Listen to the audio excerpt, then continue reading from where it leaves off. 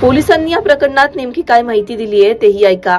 आज साधारणतः 11:30 ते 12 वाजताच्या दरम्यान वडगाव पाण गाव आहे संगमनेर तालुक्यामध्ये। त्या ठिकाणी शाळकरी मुलगी परत येत असताना तिच्यावरती अज्ञात व्यक्तीनं ॲसिड फेकल्याची घटना घडली।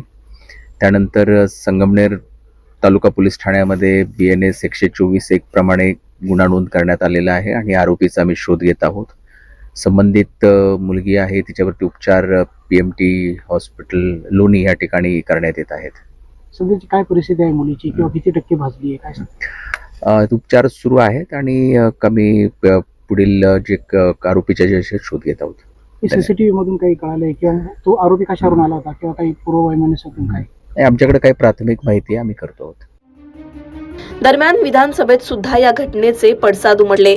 महिला व बालकल्याण मंत्री अदिती तटकरे यांनी या घटनेची माहिती जिल्हा पोलीस अधीक्षकांकडून घेतली असून विद्यार्थिनीला सर्वतोपरी मदत करण्याची ग्वाही दिली आहे। चित्रा वाघ यांनी मुलीच्या आईला आपण फोन केल्याचं म्हटलंय। त्यांनी नेमकी काय माहिती दिली आहे तेही पहा। संगमनेर तालुक्यातील वडगाव पान इथे 6वीत शिकणाऱ्या एका छोट्या मुलीवर शाळेतून घरी जात असताना झालेला ऍसिड हल्ला अत्यंत गंभीर आणि संतापजनक आहे। ही घटना मानवतेला काळिमा फासणारी आहे। या चिमुकलीच्या आईशी मी स्वतः बोलले। तिला रुग्णालयात दाखल करण्यात आले असून तिच्यावरती उपचार सुरू आहेत। तिला सर्वोत्तम वैद्यकीय मदत मिळेल याची शासनाकडून पूर्ण काळजी घेतली जाते। तिच्या कुटुंबालाही आवश्यक ती मदत दिली जाईल। ती लवकर बरी व्हावी ही स्वामींचरणी प्रार्थना आहे। या घटनेबाबत मी पोलीस अधीक्षकांशी देखील बोलले। पोलीस प्रशासनाने तात्काळ याची दखल घेतली असून स्वतः जिल्हा पोलीस अधीक्षक SP घारगेजी घटनास्थळी पोहोचले असून तपास सुरू आहे।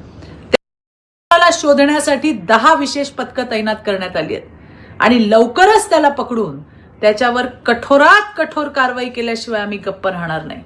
स्वतः राज्याचे मुख्यमंत्री माननीय देवेंद्रजी तसेच पालकमंत्री विखे पाटीलजी या घटनेवरती लक्ष ठेवून संबंधित यंत्रणांना सूचना दिल्या जात आहेत। बालकांच्या सुरक्षेबाबत राज्याचे मुख्यमंत्री देवाभाऊंची भूमिका ही 0 टॉलरन्स अशीच आहे। धन्यवाद। जय हिंद, जय महाराष्ट्र। दरम्यान या चिमुकलीवर ऍसिड फेकणारा आरोपी अजूनही फरार असून पोलीस या घटनेमध्ये आता काय तपास करतात, या घटनेमध्ये पुढे काय समोर येतं हे पाहणं महत्त्वाचं असणार आहे।